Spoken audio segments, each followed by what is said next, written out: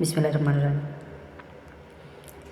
বেনতপুর BNP ও জামাতের সবাই উদ্দেশ্য বলতেছি, আওয়ামী লীগ মানে দেশের শত্রু, জনগণের শত্রু, সবাই শত্রু, এক কথায় শেষ। 2014 থেকে 2024 পর্যন্ত আওয়ামী লীগে যারা ছিল এরা সাধারণ মানুষের উপরে বিভিন্ন ধরনের অত্যাচার করেছে।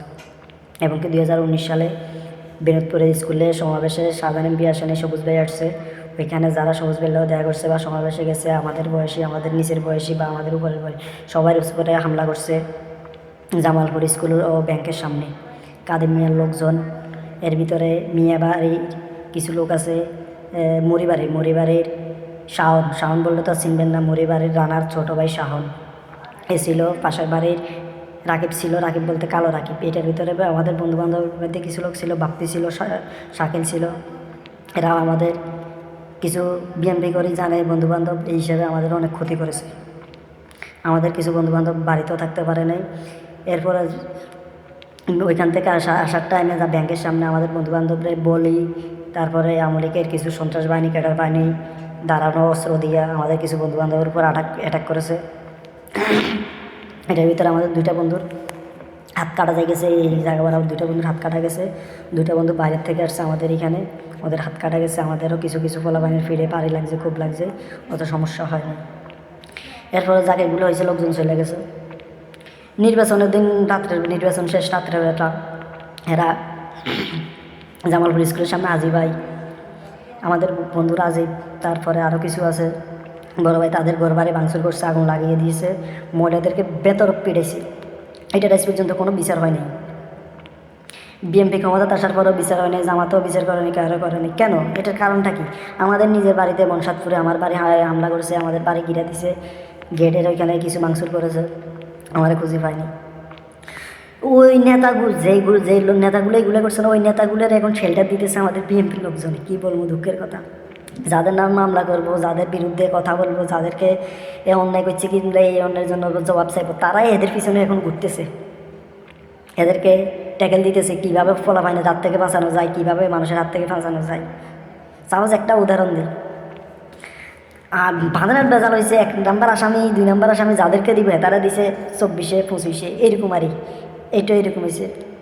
তা আমি গোপন সূত্রে খবর এলাম, ইটালির থেকে শাওন আসলো, সৌদি থেকে বাপ্পি গেল, এদেরকে লিড দিতেছে বিএনপির নেতাকর্মীরা।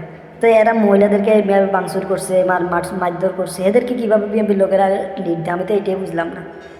এটা কোন ধরনের রাজনীতি? আমরা কি এই রাজনীতির জন্য ছোট বয়সে স্কুলে না যাই রাজনীতির জন্য বিএনপির পিছনে দৌড়ছি? বিএনপির ত্যাগীদের মূল্য কখনো দিতে পারে না, ভবিষ্যতেও পারবে না।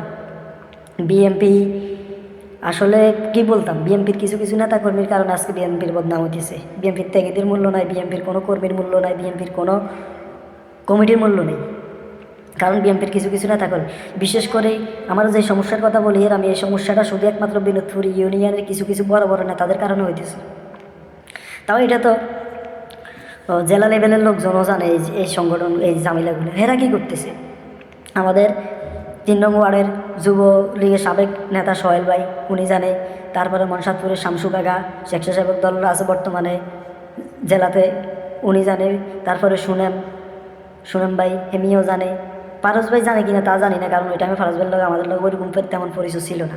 আমাদের লোক পরিচয় ছিল সুনেম, সোহেল, শামসু, তারপরে এরকম আরও কিছু লোকে।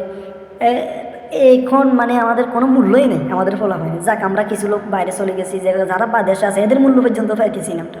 এটা কি বিএনপির থেকে দেওয়া রাজনীতি নাকি? আমি এটাই তো বুঝলাম না। বিএনপির লোকজন এটা কি শুরু করছে?